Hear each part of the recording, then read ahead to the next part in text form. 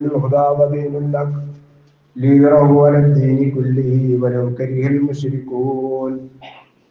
اللهم صل على محمد وعلى آل محمد كما صليت على إبراهيم وعلى آل إبراهيم إنك حميد مجيد. أما بعد اتقوا الله عباد الله. أعوذ بالله من الشيطان الرجيم. بسم الله الرحمن الرحيم. إن المسلمين والمسلمات والمؤمنين والمؤمنات والقانتين والقانتات والصادقين والصادقات والصابرين والصابرات والخاشعين والخاشعات والمتصدقين والمتصدقات والصائمين والصائمات والحافظين فروجهم والحافظات والذاكرين الله كثيرا والذاكرات أعد الله لهم مغفرة وأجرا عظيما. ബഹുമാന്യരായ സത്യവിശ്വാസികളെ, സത്യവിശ്വാസിനികൾ, പരമദയാലുവായ പടച്ച തമ്പുരാന്റെ ആജ്ഞാനിർദ്ദേശങ്ങള് ജീവിതത്തിന്റെ നിഖില മേഖലകളിലും കഴിവിന്റെ പരമാവധി പാലിച്ചുകൊണ്ട് അള്ളാഹുവിനെ ഭയപ്പെട്ടുകൊണ്ട് നല്ല വിശ്വാസികളായിക്കൊണ്ട് ജീവിക്കണമേ എന്ന് ആമുഖമായി ഉണർത്തുകയാണ്, ഉപദേശിക്കുകയാണ്. സർവശക്തനായ റബ്ബ് അവന്റെ തൃപ്തി സമ്പാദിച്ചുകൊണ്ട് ജീവിക്കുവാനും മരണപ്പെടുവാനും നമുക്കൊക്കെ തൗഫീഖ് നൽകി അള്ളാഹു അനുഗ്രഹിക്കുമാറാകും. പരിശുദ്ധ ഇസ്ലാം പ്രപഞ്ച സ്രഷ്ടാവായ പടപ്പുകളെ പടച്ചവനായ പടച്ചവന്റെ മതമാണ്. ഇസ്ലാമിലെ നിയമനിർദ്ദേശങ്ങള്, അതുപോലെ തന്നെ കൽപ്പനകളും നിരോധനങ്ങളും 6-ാം നൂറ്റാണ്ടിലേക്കും ഇന്ന് നമ്മൾ ജീവിച്ചിരിക്കുന്ന 21-ാം നൂറ്റാണ്ടിലേക്കും ഇനി വരാനിരിക്കുന്ന നൂറ്റാണ്ടുകളിലേക്കും ആവശ്യമായ നിയമനിർദ്ദേശങ്ങളാണ് വിശുദ്ധ ഖുർആനിലുള്ളത് എന്ന് നമുക്ക് മനസ്സിലാക്കാൻ സാധിക്കും. പരിശുദ്ധ ഖുർആൻ 6-ാം നൂറ്റാണ്ടിൽ അരുതെന്ന് പറഞ്ഞിരിക്കുന്ന ഏത് കാര്യവും ഏത് കാലഘട്ടങ്ങളിലും മനുഷ്യൻ വർജിക്കേണ്ടത് തന്നെയായിരിക്കും. അതുപോലെ തന്നെ വിശുദ്ധ ഖുർആൻ ചെയ്യണമെന്ന് പറഞ്ഞിരിക്കുന്ന ഏതേത് നന്മകളുണ്ടോ ആ നന്മകളൊക്കെ ഏത് കാലഘട്ടങ്ങളിലും നന്മകൾ ആകാതിരിക്കുകയില്ല. നമുക്കറിയാം, വിശുദ്ധ ഖുർആൻ ചില സംഗതികള്, ചില കാര്യങ്ങൾ അരുതെന്ന് പറഞ്ഞിട്ടുണ്ട്. അവയിൽപ്പെട്ടതാണ് മദ്യപാനവും വ്യഭിചാരവും കൊലപാതകവുമൊക്കെ. അത് 6-ാം നൂറ്റാണ്ടിലേക്ക് മാത്രമുള്ള ഒരു നിയമനിർദ്ദേശങ്ങളല്ല. ഈ അധുനാധുന കാലഘട്ടത്തിലും മനുഷ്യൻ പാലിക്കേണ്ടുന്ന, ചെയ്യാൻ പാടില്ലാത്ത കാര്യമായി ബുദ്ധിയുള്ള ആളുകൾക്ക് തർക്കമുണ്ടാകും എന്ന് തോന്നുന്നില്ല. അതുപോലെ തന്നെ വിശുദ്ധ ഖുർആൻ ചെയ്യണമെന്ന് പറഞ്ഞ ഒട്ടനവധി കാര്യങ്ങളുണ്ട്. മാതാപിതാക്കളെ ആദരിക്കുവാനും പാവങ്ങളെ സഹായിക്കുവാനും ഒക്കെ വിശുദ്ധ ഖുർആൻ പറഞ്ഞത് അന്നും ഇന്നും എന്നും പ്രസക്തമാണ് എന്നും നമുക്ക് മനസ്സിലാക്കാൻ സാധിക്കും. മാന്യമായി ജീവിക്കുന്ന ഒരു മനുഷ്യനെ സംബന്ധിച്ചിടത്തോളം, മാന്യമായി ജീവിക്കുന്ന ഒരു കുടുംബത്തെ സംബന്ധിച്ചിടത്തോളം, വളരെ മാന്യമായി ജീവിക്കുന്ന ഒരു സമൂഹത്തിന് പാലിക്കേണ്ട നിയമങ്ങളെ വിശുദ്ധ ഖുർആൻ അല്ലെങ്കിൽ ഇസ്ലാം ലോകത്തോട് പറഞ്ഞിട്ടുണ്ട്. പറയുകയുമുള്ളൂ എന്നുള്ളതാണ്. കാരണം ഈ നിയമങ്ങളുടെ സൃഷ്ടാവ്, അവയെ ഉണ്ടാക്കിയവൻ, മനുഷ്യന്റെ മനസ്സുകളെ അറിയാവുന്ന ഈ പ്രപഞ്ചത്തിന്റെ സൃഷ്ടാവായ പടച്ച തമ്പുരാനായതുകൊണ്ട് എല്ലാ കാലഘട്ടങ്ങളിലേക്കും ആവശ്യങ്ങളായ നിർദ്ദേശങ്ങളാണ് വിശുദ്ധ ഖുർആൻ നമുക്ക് പഠിപ്പിച്ചു തരുന്നത്. മനുഷ്യന്റെ മനസ്സും ശരീരവും അതിൻ്റെ വളർച്ചയും തളർച്ചയും എല്ലാം അറിയാവുന്ന പടച്ച തമ്പുരാൻ റബ്ബ് ഓരോ കാലഘട്ടങ്ങളിലും മനുഷ്യന്റെ ജനനം മുതൽ മരണം വരെ, അല്ലെങ്കിൽ ശൈശവം മുതൽ വാർദ്ധക്യം വരെയുള്ള കാലഘട്ടങ്ങളിൽ എങ്ങനെയൊക്കെ ആയിരിക്കണം ലോകത്തുള്ള മനുഷ്യന്മാർ ഇടപെടേണ്ടത്, പെരുമാറേണ്ടത് എന്ന് വിശുദ്ധ ഖുർആൻ കൃത്യമായി നമ്മളെ പഠിപ്പിച്ചു.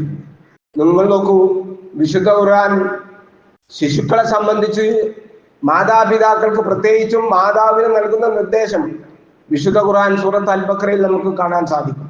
വൽ വാലിദാത്തു യുർലീന ഔലാദഹുന്ന ഹൗലൈനി കാമിലൈൻ. മാതാക്കൾ, ഉമ്മമാർ അവരുടെ കുട്ടികൾക്ക് 2 വർഷം പൂർണ്ണമായി മുല കൊടുക്കണമെന്നുള്ളത് അള്ളാഹുവിന്റെ നിർദ്ദേശമാണ്. ഈ ഒരു കുട്ടി ജനിച്ചു വളർന്നു വരുന്ന ഒരു കുട്ടിക്ക് എങ്ങനെയായിരിക്കണം ആ കുട്ടിയോടുള്ള നിലപാടുകൾ എന്ന് വിശുദ്ധ ഖുർആൻ 6 നൂറ്റാണ്ടുകൾക്ക്, അല്ലെങ്കിൽ 6-ാം നൂറ്റാണ്ടിൽ കൃത്യമായി നമുക്ക് പഠിപ്പിച്ചു തന്നിട്ടുണ്ട്. അത് അന്നും ഇന്നും പ്രസക്തമാണ്. വളർന്നു വരുന്ന അല്ലെങ്കിൽ ജനിച്ചു വീഴുന്ന ഒരു കുഞ്ഞിന് അമ്മിഞ്ഞ പാലല്ലാതെ മറ്റൊരു പോഷകം നിറഞ്ഞിരിക്കുന്ന മറ്റൊരു ഭക്ഷണവും നൽകാൻ പാടില്ല എന്ന് ആധുനിക ശാസ്ത്രം ഇന്ന് പഠിപ്പിച്ചുകൊണ്ടിരിക്കുന്നു. ഇനി നിങ്ങൾ നോക്കൂ, വാർദ്ധക്യ സഹജമായ ഒരു മനുഷ്യനോട് എങ്ങനെയായിരിക്കണം പെരുമാറണമെന്നും അല്ലാഹു തആല കൃത്യമായി നമ്മെ പഠിപ്പിക്കുന്നുണ്ട്. വഖളാ റബ്ബുക അല്ലാ തഅബുദു ഇല്ലാ ഇയ്യാഹു വബിൽ വാലിദൈനി ഇഹ്സാനാ ഇമ്മാ യബ്ലുഗന്ന ഇൻദകൽ കിബറ അഹദുഹുമാ ഔ കിലാഹുമാ ഫലാ തഖുൽ ലഹുമാ ഉഫിൻ വലാ തൻഹറുഹുമാ വഖുൽ ലഹുമാ ഖൗലൻ കരീമ. എത്ര കൃത്യമാണ്! അല്ലാഹു ശൈശവ ദശയിലുള്ള ഒരു കുഞ്ഞിന് നൽകേണ്ടുന്ന സംരക്ഷണം എങ്ങനെയായിരിക്കണമെന്ന് 6-ാം നൂറ്റാണ്ടിൽ മഹാനായ പ്രവാചക സല്ലല്ലാഹു അലൈഹി വസല്ലമക്ക് അവതീർണമായ ലോകത്തിന്റെ വെള്ളി വെളിച്ചമായ വിശുദ്ധ ഖുർആൻ അന്ന് പറഞ്ഞത് ഇന്നും അത് നടപ്പിലാക്കേണ്ടതാണ് എന്ന് ബുദ്ധിയുള്ള മനുഷ്യന്മാരെ സംബന്ധിച്ചിടത്തോളം സംശയം ഉണ്ടാവുകയില്ല. വാർദ്ധക്യ സഹജമായിട്ടുള്ള മാതാപിതാക്കൾ ഉണ്ടെങ്കിൽ അവരോട് പാലിക്കേണ്ടുന്ന മര്യാദകൾ എന്താണ്, അവരോട് ആ കാലഘട്ടത്തിൽ ജീവിച്ചിരിക്കുന്ന മക്കൾ ചെയ്യേണ്ടുന്ന കടമകൾ എന്താണ് എന്ന് ഖുർആൻ സൂചിപ്പിക്കുകയാണ്. എല്ലാ കാര്യങ്ങളും വിശുദ്ധ ഖുർആൻ പറയുന്നുണ്ട്. വഖല്ലാ റബ്ബുക അല്ലാ തഅബുദു ഇല്ലാ ഇയ്യാഹു. ഇവിടെ നോക്കൂ നിങ്ങൾ, അള്ളാഹുവിനോടുള്ള, അള്ളാഹുവിന് ചെയ്യേണ്ടുന്ന ആരാധന എടുത്തു പറഞ്ഞതിന് ശേഷം അള്ളാഹു വിധിച്ചിരിക്കുന്നു, വഖല്ലാ റബ്ബുക അല്ലാ തഅബുദു ഇല്ലാ ഇയ്യാഹു. അള്ളാഹുവിന്റെ വിധിയാണ്, നിങ്ങൾ അവനെയല്ലാതെ ആരാധിക്കാൻ പാടില്ല. തുടർന്ന് അല്ലാഹു തആല സൂചിപ്പിക്കുന്നു, വബിൽ വാലിദൈനി ഇഹ്സാന. നിങ്ങളുടെ മാതാപിതാക്കൾക്ക് നിങ്ങൾ നന്മ ചെയ്യണം. ഇതൊക്കെ നമ്മൾ പറയുന്നത് എന്താ അറിയാം? ആധുനിക കാലഘട്ടങ്ങളിൽ വാർദ്ധക്യം സംഭവിച്ചിരിക്കുന്ന മാതാവും പിതാവും ഇന്ന് വളർന്നു വരുന്ന മക്കൾക്ക് ഒരു തലവേദനയാണ്, അവർക്കൊരു ശല്യമാണ്. അവർ ഏതെങ്കിലും പോർഹോമുകളിലേക്കോ വൃദ്ധസദനങ്ങളിലേക്കോ തള്ളിവിടുന്ന അധുനാതന കാലഘട്ടത്തിലാണ്. സ്വന്തം ജന്മത്തിന് കാരണക്കാരായ മാതാപിതാക്കളോട് കനിവ് കാണിക്കണം, അവരാദരിക്കണം, അവരോട് നിങ്ങൾ കരുണ കാണിക്കണം എന്നുള്ള വിശുദ്ധ ഖുർആനിന്റെ അധ്യാപനം. അവിടെ ഖുർആൻ സൂചിപ്പിക്കുന്നത് ഇമ്മാ യബ്ലുഗന്ന ഇൻദകൽ കിബറ, അവരിൽ കിലാഹുമാ അഹദുമാ ഔ കിലാഹുമോ, ഒരാൾക്കോ അല്ലെങ്കിൽ രണ്ടാൾക്കോ, മാതാവിനോ അല്ലെങ്കിൽ പിതാവിനോ അല്ലെങ്കിൽ രണ്ടാൾക്കുമോ വാർദ്ധക്യ സഹജമായ പ്രയാസം എത്തിക്കഴിഞ്ഞാൽ ഫലാ തഖുൽ ലഹുമാ ഉഫിൻ, നിങ്ങൾ അവർക്ക് ഇഷ്ടമില്ലാത്ത മോശമായ പദം പോലും നിങ്ങൾ അവരോട് ഉപയോഗിക്കാൻ പാടില്ല എന്നും നിങ്ങൾ അവരോട് മാന്യമായ സംസാരിക്കാൻ പാടുള്ളൂ എന്നും വിശുദ്ധ ഖുർആൻ വാർദ്ധക്യ സഹജമായ പ്രയാസം അനുഭവപ്പെടുന്ന മാതാപിതാക്കളോട് മക്കൾക്കുള്ള കടമയെ സംബന്ധിച്ച് സൂചിപ്പിക്കുകയാണ്. ഞാൻ സൂചിപ്പിച്ചത് വിശുദ്ധ ഖുർആനിന്റെ അവതരണം അള്ളാഹുവിൻ്റെതാണ്, വിശുദ്ധ ഖുർആനിലുള്ള വചനങ്ങൾ അള്ളാഹുവിൻ്റെതാണ്, വിശുദ്ധ ഖുർആനിലുള്ള എല്ലാ നിയമങ്ങളും പടച്ചവന്റേതാണ്. ആ പടച്ചവന്റെ നിയമങ്ങൾ ഏത് കാലഘട്ടത്തിലും പ്രസക്തമാണ്. നിങ്ങൾ ആലോചിക്കേണ്ടതുണ്ട്. ഇനി നിങ്ങൾ നോക്കൂ, മനുഷ്യനെ സംബന്ധിച്ചിടത്തോളം അവന്റെ പ്രധാനപ്പെട്ട മറ്റൊരു ജീവിതകാലമാണ് കൗമാരപ്രായം, അല്ലെങ്കിൽ നമ്മൾ യൗവന കാലം എന്ന് നമുക്ക് സൂചിപ്പിക്കാം. ഈ കൗമാരക്കാലവും യൗവനകാലവും എങ്ങനെയാണ് ഉപയോഗിക്കേണ്ടത്, എന്താണ് ഒരു യുവതിയുടെ, ഒരു യുവാവിന്റെ, ഒരു കൗമാരക്കാരന്റെ ബാധ്യതകൾ എന്താണ്, അവൻ എങ്ങനെയൊക്കെയാണ് പ്രവർത്തിക്കേണ്ടത്, എങ്ങനെയൊക്കെ അവന് പ്രവർത്തിച്ചുകൂടാ എന്നുള്ളത് കൃത്യമായ അവബോധം വിശുദ്ധ ഖുർആൻ നമുക്ക് നൽകുന്നുണ്ട്. നമുക്കറിയാം, സ്വാഭാവികമായും യുവാക്കളിൽ അവർ ആ പ്രായമാകുമ്പോൾ, കൗമാരപ്രായമാകുമ്പോൾ അവരിൽ ഉണ്ടാകുന്ന ശാരീരികമായിട്ടുള്ള മാറ്റങ്ങൾ, ഒരുപാട് മാറ്റങ്ങൾ യുവതികളിലും കൗമാരക്കാരിലും കൗമാര പ്രായമുള്ള യുവാക്കളിലും സംഭവിക്കും. ശാരീരികമായ ഒരുപാട് മാറ്റങ്ങൾ ഉണ്ടാകും, സ്ത്രീകളിലും സംഭവിക്കും. ഈ മാറ്റങ്ങൾ നമുക്ക് മനസ്സിലാക്കാൻ സാധിക്കും. സ്ത്രീകളിലാണെങ്കിൽ അവരിൽ ആ കൗമാരപ്രായം കഴിയുന്നതോടുകൂടി അവർക്ക് അണ്ടോത്പാദനം സംഭവിക്കുകയും അതുപോലെ തന്നെ ആർത്തവം പോലുള്ള സംഗതികൾ ഉണ്ടാവുകയും ചെയ്യും. ശരീരത്തിന്റെ വളർച്ച ഉണ്ടാകുന്നു. പലതരം ഹോർമോണുകൾ ശരീരത്തിൽ ഈ കൗമാരക്കാരായിട്ടുള്ള യൗവനത്തിലുള്ള പെൺകുട്ടികൾക്കും ആൺകുട്ടികൾക്കും ഉണ്ടാകുന്നു എന്നുള്ളത് സത്യമാണ്. പ്രത്യേകിച്ചും ആൺകുട്ടികളിൽ, യുവാക്കളായ അല്ലെങ്കിൽ കൗമാരപ്രായം കഴിഞ്ഞുകൊണ്ടിരിക്കുന്ന യുവാക്കളിൽ, ചെറുപ്പക്കാരിൽ സ്വാഭാവികമായും ലൈംഗിക ഹോർമോണായ ടെസ്റ്റോസ്റ്റിറോൺ എന്ന് പറയുന്ന പ്രത്യേകതരം ഹോർമോൺ ഉൽപ്പാദിപ്പിക്കപ്പെടുന്നു. ഈ ഹോർമോണുകൾ ഉൽപ്പാദിപ്പിക്കപ്പെടുന്നതോടുകൂടി യുവാക്കളിലും അതുപോലെ തന്നെ യുവതികളിലും സ്വാഭാവികമായും ഞാൻ നേരത്തെ സൂചിപ്പിച്ചതുപോലെ ശാരീരിക മാറ്റങ്ങൾ ഉണ്ടാകും, അതുപോലെ തന്നെ മാനസികമായിട്ടുള്ള പ്രശ്നങ്ങൾ ഉണ്ടാകും. ഈ പ്രശ്നങ്ങളൊക്കെ ഉണ്ടാകുന്നതോടുകൂടി സ്ത്രീ പുരുഷന്മാർ തമ്മിൽ, അല്ലെങ്കിൽ യുവാക്കളും യുവതികളും തമ്മിൽ അവരൊരു ആകർഷിക്കുന്ന ഒരു കാലഘട്ടം കൂടിയാണത്. പരസ്പരം സ്നേഹിക്കാൻ തോന്നുന്ന ഒരു കാലഘട്ടമാണ് അത്. നമ്മൾ ഇല്ല എന്ന് പറഞ്ഞിട്ട് കാര്യമല്ല, അതൊരു മനുഷ്യ സഹജമായ നൈസർഗികമായിട്ടുള്ള ഒരു പ്രവർത്തനമാണ് ഈ മനുഷ്യ ശരീരത്തിൽ ഉണ്ടായിക്കൊണ്ടിരിക്കുന്നത്. ഈ കാലഘട്ടങ്ങളിൽ പരസ്പരം നമ്മൾ മനസ്സിലാക്കേണ്ടുന്ന സംഗതികള്, നമ്മൾ ഓരോ ചെറുപ്പക്കാരികളും മനസ്സിലാക്കേണ്ട സംഗതികൾ ഞാൻ നേരത്തെ സൂചിപ്പിച്ച പോലെ അടുക്കാനുള്ളൊരു മനസ്സുണ്ടാവും. എതിർ ലിംഗങ്ങളുമായി അടുക്കുവാനും അവരോട് കൂടുതൽ ബന്ധപ്പെടുവാനുമുള്ള ഒരു വാഞ്ച മനുഷ്യന്റെ സഹജമായി ഉണ്ടാകും എന്ന് നമുക്ക് മനസ്സിലാക്കാൻ സാധിക്കും. ഇസ്ലാം ഇവിടെ കൃത്യമായിട്ടുള്ള ചില ഇടപെടലുകൾ നടത്തുന്നുണ്ട്. ഈ കൗമാരപ്രായക്കാരായ ആളുകള്, യുവാക്കന്മാരായിട്ടുള്ള ആളുകള്, അവര് അതിരുവിടുന്ന ഒരു സാഹചര്യം ഈ യൗവന കാലഘട്ടങ്ങളിൽ ഉണ്ടാകാൻ പാടില്ല. കണിശമായ നിർദ്ദേശം. അത് എല്ലാം മനുഷ്യന്റെ ശാരീരികവും അതുപോലെ തന്നെ മാനസികവും അവരുടെ ഹോർമോണുകളൊക്കെ ഉൽപ്പാദിപ്പിച്ചു കൊണ്ടിരിക്കുന്ന ഈ കാലഘട്ടങ്ങളിൽ അവൻ എങ്ങനെയായിരിക്കണം അവന്റെ ജീവിതമെന്ന് ഇസ്ലാം കൃത്യമായി കൊണ്ട് സൂചിപ്പിക്കുന്നുണ്ട്. ഇസ്ലാം പഠിപ്പിക്കുന്നത് ഈ കൗമാരപ്രായവും അതുപോലെ തന്നെ യൗവന പ്രായവുമായി കഴിയുമ്പോൾ സ്വാഭാവികമായും ഓരോ മനുഷ്യനിലും ലൈംഗിക ഉത്തേജനങ്ങൾ ഉണ്ടാകും. സ്വാഭാവികമാണ്. ഈ സംഗതി എങ്ങനെയായിരിക്കണം, അത് അടിച്ചമർത്തിക്കൊണ്ടുള്ള ഒരു ജീവിതം ഇസ്ലാം അംഗീകരിക്കുന്നില്ല. ലൈംഗിക ജീവിതം തന്നെ അടിച്ചമർത്ത, വിവാഹം കഴിക്കണ്ട എന്ന് പറയുന്ന ഒരു നിലപാട് അത് ഇസ്ലാം അംഗീകരിക്കുന്നില്ല. എന്നാൽ ആ രംഗത്ത് എല്ലാം കയറൂരി വിടുക, എങ്ങനെയെങ്കിലും ജീവിക്കുക, എങ്ങനെയെങ്കിലും തന്റെ ലൈംഗിക തൃഷ്ണ പൂർത്തീകരിക്കുക എന്ന രൂപത്തിലും ഇസ്ലാം അംഗീകരിക്കുന്നില്ല. ഇസ്ലാം അതിന് കണിശമായ രൂപം സൂചിപ്പിക്കുന്നത് വിവാഹത്തിന് മുമ്പാണ് എങ്കിലും വിവാഹത്തിന് ശേഷമാണ് എങ്കിലും യുവാക്കന്മാരായിട്ടുള്ള ആളുകള് വളരെ കൃത്യമായി തങ്ങളുടെ ചാരിത്ര ശുദ്ധി കാത്തു സൂക്ഷിക്കണം എന്നുള്ളത് പ്രവാചക സല്ലല്ലാഹു അലൈഹി വസല്ലം ഹദീസിൽ കാണാൻ സാധിക്കും. മൻ യദ്മനു ലി മാ ബൈന ലൈഹി വമാ ബൈന റിജ്ലൈഹി അദ്മനു ലഹുൽ ജന്നാന. ഇത് വല്ലാത്തൊരു പ്രായ.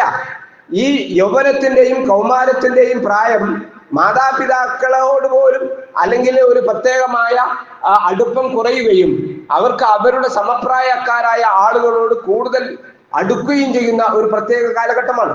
ഈ കാലഘട്ടത്തിൽ പ്രത്യേകിച്ചും കോളേജ് വിദ്യാർത്ഥിനികളും അതുപോലെ തന്നെ വിവാഹം കഴിച്ചവരും കഴിക്കാത്തവരുമൊക്കെ ശ്രദ്ധിക്കേണ്ടുന്ന വളരെ പ്രധാനപ്പെട്ട ഒരു ഘടകമാണ്. അല്ലാഹുവിന്റെ റസൂൽ പറയുന്നത്, ഞാൻ രണ്ട് താടികൾക്കിടയിലുള്ള ഒരു വസ്തുവിനെ കൊണ്ട് നിങ്ങൾ എനിക്ക് ജാമ്യം നിൽക്കുകയാണെങ്കിൽ വമാ ബൈന രിജ്ലൈഹി, അതുപോലെ തന്നെ രണ്ട് കാലുകൾക്കിടയിലുള്ള വസ്തുവിനെ കൊണ്ട് നിങ്ങൾ എനിക്ക് ജാമ്യം നിൽക്കുകയാണെങ്കിൽ, ഉറപ്പ് തരുകയാണെങ്കിൽ, അദ്മനുലഹുൽ ജന്ന, അവന് ഞാൻ സ്വർഗം ഞാൻ ജാമ്യം നിൽക്കാം എന്ന് പറഞ്ഞാൽ നമുക്കറിയാം, ഒന്ന് നാവാണ്, രണ്ടാമത്തേത് നമ്മുടെ ലൈംഗിക അവയവമാണ്. ആണാണെങ്കിലും പെണ്ണാണെങ്കിലും അത് അള്ളാഹുവിനും അവന്റെ പ്രവാചകനും വിലക്കിയിരിക്കുന്ന മാർഗത്തിൽ ഉപയോഗിക്കുകയില്ല എന്നുള്ളത് കൃത്യമായ ഒരു തീരുമാനമെടുക്കാൻ സാധിക്കുന്നവനെ അവന് സ്വർഗമുണ്ട്. അതൊരു ചില്ലറ കാര്യമൊന്നുമല്ല. ഈ ലൈംഗിക വിശുദ്ധി എന്ന് പറയുന്നത് വലിയ മുസ്ലിങ്ങളെ സംബന്ധിച്ചിടത്തോളം ഇസ്ലാമിന്റെ കാഴ്ചപ്പാട് പ്രകാരം ഈ യൗവന കാലഘട്ടം എന്ന് പറഞ്ഞ ഒരു വളരെ പ്രധാനപ്പെട്ട ഒരു കാലഘട്ടം, ചോരത്തിളപ്പിന്റെ കാലഘട്ടമാണ്, നമ്മളെ ആരോഗ്യമുള്ള കാലഘട്ടമാണ്. അവിടെയാണ് നമുക്ക് പിടിച്ചു നിൽക്കാൻ സാധിക്കേണ്ടത്. അവിടെ നമുക്ക് അള്ളാഹുവിനും അവന്റെ പ്രവാചകനും പറഞ്ഞതുപോലെ ജീവിക്കാൻ സാധിക്കുക എന്ന് പറഞ്ഞാൽ, ലൈംഗിക ജീവിതം ശുദ്ധീകരിക്കുക എന്ന് പറഞ്ഞാൽ അത് വലിയ ഒരു നേട്ടമായി, വലിയ ഒരു ത്യാഗമായി കൊണ്ടാണ് വിശുദ്ധ ഖുർആനും തിരുസുന്നത്തും നമുക്ക് പഠിപ്പിച്ചു തരുന്നത്. നിങ്ങൾ ആലോചിച്ച് നോക്കി, പല ആളുകളും ഈ രംഗത്താണ് പരാജയപ്പെടുന്നത്. തങ്ങളുടെ ലൈംഗിക വിശുദ്ധി കാത്തു സൂക്ഷിക്കുന്ന രംഗത്ത് അവിടെ പലരും പരാജയപ്പെടുന്നു. നമ്മളൊക്കെ സ്വകാര്യമായി ആലോചിക്കുകയും ചിന്തിക്കുകയും ചെയ്യേണ്ട സംഗതികളാണ്. പരാജയപ്പെടുകയാണ്. ആ പരാജയപ്പെടുന്ന ആളുകളുടെ കൂട്ടത്തിൽ നേതാക്കന്മാരുണ്ടാവും, രാജ്യത്തെ ഭരിച്ച നേതാക്കന്മാരുണ്ടാവും, ഭരിച്ചുകൊണ്ടിരിക്കുന്ന ആളുകളുണ്ടാവും, രാഷ്ട്രീയ നേതാക്കന്മാരുണ്ടാകും, മതപണ്ഡിതന്മാരുണ്ടാകും, ഇല്ലേ, വലിയ വലിയ ആദരിച്ചു കൊണ്ടിരിക്കുന്ന ചില സെലിബ്രിറ്റികൾ ഉണ്ടാകും. നിങ്ങൾ നോക്കൂ, നിങ്ങൾ ഒരു സംഘടന തന്നെ പിരിച്ചുവിടാനുള്ള കാരണം എന്താ?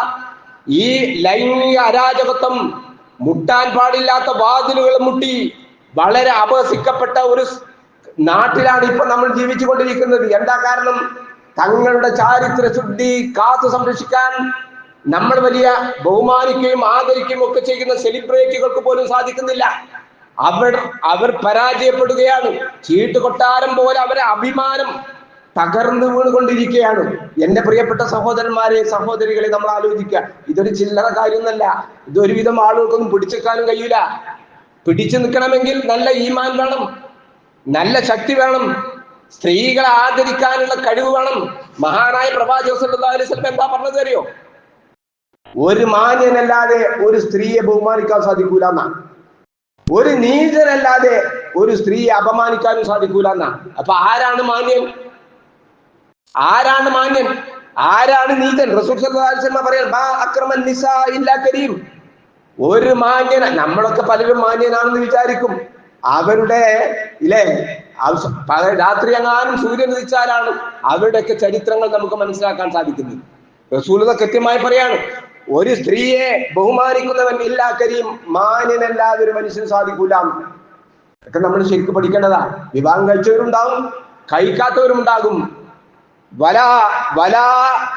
അഹാനഹുന്ന ഇല്ലാ ലൈമുൻ, നീചന്മാർക്കല്ലാതെ സ്ത്രീകളെ നീചന്മാർ നിസ്സാരമാക്കാനും സാധിക്കില്ല, അവരെ പുച്ഛിക്കാനും സാധിക്കില്ല, അവരോട് വേണ്ടാവൃത്തിക്ക് തോന്നുകയില്ല.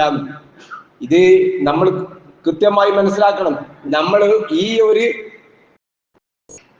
സ്ത്രീകളുമായി ബന്ധപ്പെട്ട ഒരു കേസിൽ അകപ്പെട്ട് കഴിഞ്ഞാൽ നിങ്ങൾ നോക്കൂ, നമ്മുടെ മാനം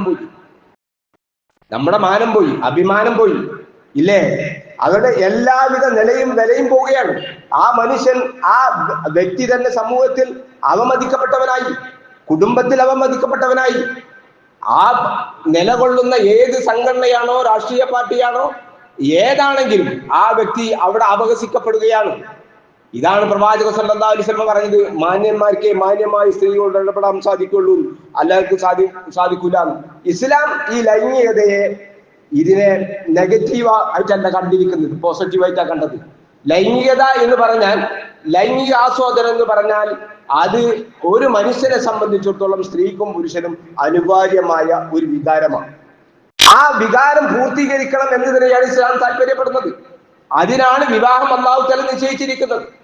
വിശുദ്ധ ഖുർആൻ സൂറത്ത് റൂമിൽ പറഞ്ഞല്ലോ, വമിൻ ആയാതി അൻ ഖലഖലകും മിൻ അൻഫുസികും അസ്വാജ ലിതസ്കുനു ഇലൈഹ.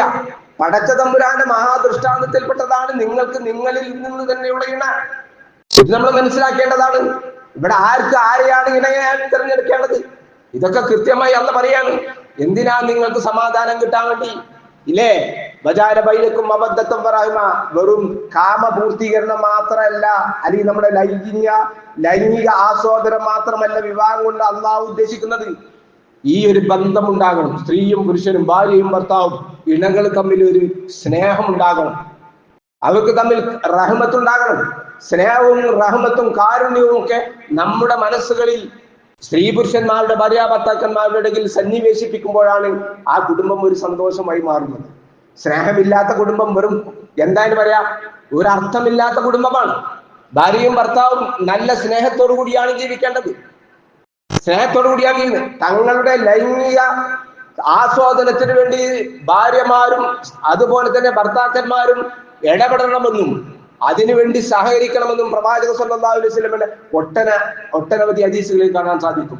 നിങ്ങളുടെ ഭർത്താക്കന്മാർ നിങ്ങളെ ആവശ്യത്തിന് വേണ്ടി വിളിച്ചാൽ വൈൻ കാനത്ത് അലത്തന്നൂർ, നിങ്ങൾ അടുക്കളയിലാണെങ്കിൽ പോലും ഭർത്താവിന്റെ ഇംഗിതത്തിന് നിങ്ങൾ വഴങ്ങിക്കൊടുക്കണമെന്ന് പറഞ്ഞ പ്രവാചകൻ സല്ലല്ലാഹു അലൈഹി വസല്ലമയുടെ ഹദീസ്.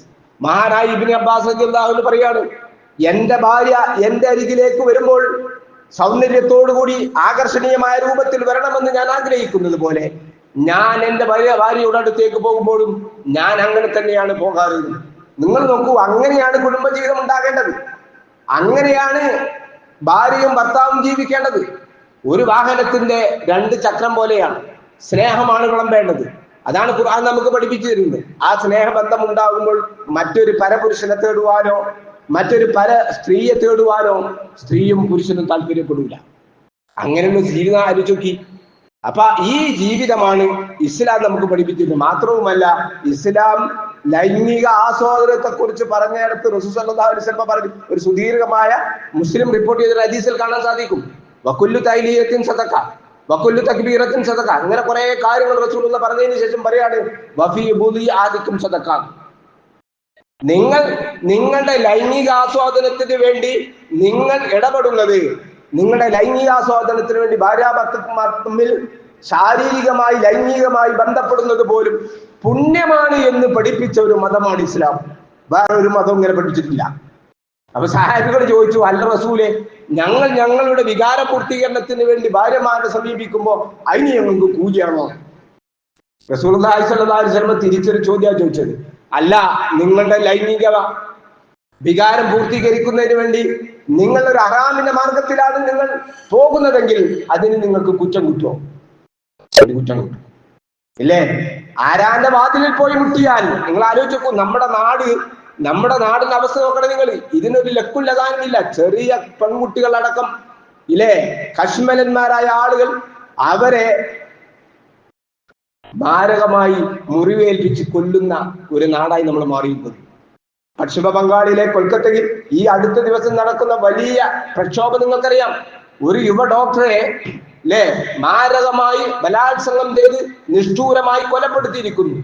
മനുഷ്യന്മാര് മൃഗത്തെക്കാൾ അതപ്പതിച്ചു പോയിരിക്കുകയാണ്. ഇവിടെയാണ് ഇസ്ലാം പഠിപ്പിച്ചു തന്നിരിക്കുന്നത്, നിങ്ങളുടെ കുടുംബജീവിതം ഭദ്രമാകുക. കുടുംബജീവിതം ഭദ്രമായാൽ നിങ്ങൾക്ക് ദുന്യാവിൽ ഗുണമുണ്ട്.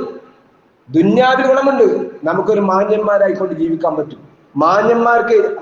മാന്യത നമ്മൾ ഇഷ്ടപ്പെടുന്നുണ്ടോ എങ്കിൽ ഇസ്ലാം പറഞ്ഞ അനുസരിച്ച് കൊണ്ട് നമ്മൾ ജീവിക്കാൻ നമ്മൾ തയ്യാറാണ്. ഞാൻ ഓതി വെച്ച സൂറത്ത് അഹ്സാബിലെ 35-ാമത്തെ വചനത്തിൽ പറയാണ്, ഈ ചാരിത്ര ശുദ്ധി കൃത്യമായി പഠിക്കുക, കൃത്യമായി നമ്മൾ മനസ്സിലാക്കുക. യുവാക്കളും യുവതികളും എല്ലാവരും മനസ്സിലാക്കുക. വിശുദ്ധ ഖുർആൻ സൂറത്ത് അഹ്സാബിലെ 35-ാമത്തെ വചനത്തിൽ 10 കാര്യങ്ങൾ ആണിനും പെണ്ണിനും പാലിക്കേണ്ടതാണ്, അവർക്ക് മഹത്തായ പ്രതിഫലമുണ്ട് എന്നുള്ള പറയാണ്. അള്ളാഹു നീതിമാനാണ്. ഈ കാര്യത്തിൽ ആണും പെണ്ണൊക്കെ പലപ്പോഴും തുല്യരാണ്. വാതില് കൊട്ടുന്ന ആളുകൾ ഉണ്ടാവും, മുട്ടി തുറക്കാൻ വേണ്ടി ശ്രമിക്കുന്ന ആളുകൾ ഉണ്ടാവും, ആ വാതിലുകൾ കൊട്ടി അടക്കുന്ന ആളുകളും ഉണ്ടാകും. ഇസ്ലാമിൽ ഒരു കാഴ്ചപ്പാടേ ഇവിടെ ഉള്ളൂ. കൃത്യമായി അള്ളാഹു അനീതി കാണിക്കുന്നവരല്ല. ആണും പെണ്ണും സ്ത്രീയും പുരുഷനുമെല്ലാം തന്റെ ചാരിത്ര ശുദ്ധി കാത്തു സൂക്ഷിക്കുന്നവളായിരിക്കണം. അത് വലിയൊരു കാര്യമാണ്. വിശുദ്ധ ഖുർആൻ പറയും, ഇന്നൽ മുസ്ലിമീന വൽ മുസ്ലിമാത്ത്, തീർച്ചയായും മുസ്ലിമായ പുരുഷന്മാരും മുസ്ലിമത്തായ സ്ത്രീകളും, വൽ മുഅ്മിനീന വൽ മുഅ്മിനാത്ത്, വിശ്വാസികളായ പുരുഷന്മാരും വിശ്വാസിനികളായിട്ടുള്ള സഹോദരിമാരും, വൽ ഖാനിതീന വൽ ഖാനിതാത്ത്, ഭക്തന്മാരായ പുരുഷന്മാരും ഭക്തകളായിട്ടുള്ള സഹോദരിമാരും, വസ്വാദിഖീന വസ്വാദിഖാത്ത്, സത്യം പറയുന്ന പുരുഷന്മാരും സത്യം പറയുന്ന സ്ത്രീകളും, വസ്വാബിരീന വസ്വാബിറാത്ത്, ക്ഷമിക്കുന്ന പുരുഷന്മാരും ക്ഷമ കൈക്കൊള്ളുന്ന സഹോദരിമാരും, വൽഖാശിഈന വൽഖാശിയാത്ത്, അല്ലാഹുവിനെ ഭയപ്പെടുന്ന പുരുഷന്മാരും അല്ലാഹുവിനെ ഭയപ്പെടുന്ന സഹോദരിമാരും, വൽ മുതസദ്ദിഖീന വൽ മുതസദ്ദിഖാത്ത്, അല്ലാഹുവിന്റെ മാർഗത്തിൽ ധർമ്മം ചെയ്യുന്നവരും ധർമ്മം ചെയ്യുന്ന സ്ത്രീകളും പുരുഷന്മാരും, വസ്സായിമീന വസ്സായിമാത്ത്, അല്ലാഹുവിന്റെ മാർഗത്തിൽ നോമ്പനുഷ്ഠിക്കുകയും ചെയ്യുന്ന പുരുഷന്മാരും സ്ത്രീകളും, വൽ ഹാഫിളീന ഫുറൂജഹും വൽ ഹാഫിളാത്ത്, രണ്ടും കണ്ട അല്ലാഹു ഒരേ മാതിരി എണ്ണിയിരിക്കുന്നത്. തന്റെ ലൈംഗിക വിശുദ്ധി കാത്തു സൂക്ഷിക്കുന്ന പുരുഷന്മാരും സ്ത്രീകളും, വദ്ദാകിരീനല്ലാഹ കസീറ വദ്ദാകിറാത്ത്, അല്ലാഹുവിനെ ധാരാളമായി ഓർക്കുന്ന പുരുഷന്മാരും സ്ത്രീകളും, അഅദ്ദല്ലാഹു ലഹും മഗ്ഫിറതൻ വഅജ്റൻ അദീമ, അത്തരം ആളുകൾക്ക് അല്ലാഹു തആല പാപമോചനവും മഹത്തായ പ്രതിഫലവും തയ്യാറാക്കി വെച്ചിരിക്കുന്നു. സ്ത്രീകളും പുരുഷന്മാർക്കും തുല്യ, സ്ത്രീകളും പുരുഷന്മാരും, പുരുഷന് മാത്രമല്ല ഒരേ കൂലിയാണ്. അള്ളാഹുവിന്റെ കോടതിയിൽ ഈ പറഞ്ഞിരിക്കുന്ന 10 കാര്യങ്ങൾ ചെയ്യുന്ന പുരുഷനുണ്ടാകുന്ന അതേ പ്രതിഫലം സഹോദരിമാർക്കും ഉണ്ടാവുമെന്ന് വിശുദ്ധ ഖുർആൻ നമുക്ക് പഠിപ്പിച്ചിട്ടില്ല. ഈ ആയത്തിറങ്ങാൻ മറ്റൊരു കാരണം കൂടി വിശുദ്ധ ഖുർആന്റെ തഫ്സീറുകളിൽ കാണാൻ സാധിക്കും. സാധാരണഗതിയിൽ വിശുദ്ധ ഖുർആനിന്റെ സംബോധനകൾ അധികവും പുരുഷന്മാരെ സംബോധിതരായിക്കൊണ്ടാണ്. യാ അയ്യുഹല്ലദീന ആമനൂ, ഇതുപോലുള്ള പ്രയോഗങ്ങളാണ് പലപ്പോഴും കാണുന്നത്. സത്യവിശ്വാസികളായ പുരുഷന്മാരെ എന്നാണ് ആ സംബോധനയുടെ അർത്ഥം. അപ്പൊ സഹാബി വനിതകളിൽപ്പെട്ട ഉമ്മി മാറാ റളിയല്ലാഹു അൻഹ, അൻസാരികളിൽപ്പെട്ട ഉമ്മി മാറാ റളിയല്ലാഹു അൻഹ നബി സല്ലല്ലാഹു അലൈഹി വസല്ലമയോട് ചോദിച്ചു, അല്ല നബിയെ, ഒക്കെ പുരുഷ സംബോധിതമായ ആയത്തുകളാണല്ലോ ഖുർആനിൽ അധികവും കാണുന്നത്, എന്താ ഞങ്ങളെ കുറിച്ചുള്ള ആയത്തുകളൊന്നും വരാത്തത്? അത് ചോദിച്ച സമയത്താണ് നമ്മളിപ്പോ ഓതിയ സൂറത്ത് അഹ്സാബിലെ 35-ാമത്തെ വചനം ഇറങ്ങിയത്. ആണും പെണ്ണും തുല്യാണ്, ആണും പെണ്ണും തുല്യാണ്. അപ്പൊ എന്റെ പ്രിയപ്പെട്ട സഹോദരന്മാരെ സഹോദരികളെ, നമ്മുടെ ലൈംഗിക വിശുദ്ധി അത് കൃത്യമാണ്. നമ്മൾ സ്വകാര്യമായിട്ടാണ് എങ്കിലും അല്ല വേറെ രൂപങ്ങളിലാണ് എങ്കിലും നമ്മൾ കൃത്യമായി നമ്മളുടെ ലൈംഗിക വിശുദ്ധി കാത്തു സൂക്ഷിക്കാൻ അള്ളാഹു അനുവദിച്ചത് നമ്മൾ ചെയ്യുകയും അനുവദിക്കാത്ത ഒരു മാർഗത്തിലൂടെ നമ്മുടെ ലൈംഗിക വികാരത്തിന്റെ സംതൃപ്തിക്ക് വേണ്ടി നമ്മൾ പോകാൻ പാടില്ല. അത് പടച്ച തമ്പുരാന് വലിയ വെറുപ്പുള്ള കാര്യമാണ്, അതുപോലെ തന്നെ കുറ്റകരമായ സംഗതിയാണ് എന്ന് മനസ്സിലാക്കിക്കൊണ്ട് ലൈംഗിക വിശുദ്ധി കാത്തു സൂക്ഷിച്ചുകൊണ്ട് നമ്മുടെ വ്യക്തിത്വത്തിന് വലുതാണ്. നമ്മുടെ അടിയരട്ട് മനസ്സിലാക്കുന്ന സംഗതിയാണ്. നമ്മളുടെ വ്യക്തിത്വത്തിന് ഏറ്റവും അനുപേക്ഷണീയമായ സംഗതിയാണ്. നമ്മുടെ കുടുംബത്തിന് ചീത്തപ്പേരില്ലാതിരിക്കാൻ നല്ലതാണ്. നമ്മുടെ സമൂഹത്തിന്, നമ്മൾ നിലകൊള്ളുന്ന സംഘടനക്കും സമൂഹത്തിനും ചീത്തപ്പേരില്ലാതിരിക്കണമെങ്കിൽ ഈ ലൈംഗിക വിശുദ്ധിയും അതുപോലെ തന്നെ മറ്റൊന്ന് സാമ്പത്തിക വിശുദ്ധിയാണ്. ഇത് രണ്ടും കാത്തു സൂക്ഷിച്ചുകൊണ്ട് ജീവിക്കാൻ നമ്മൾ ശ്രമിക്കുക. സർവശക്തനായ അല്ലാഹു നമ്മെ അനുഗ്രഹിക്കുമാറാകട്ടെ.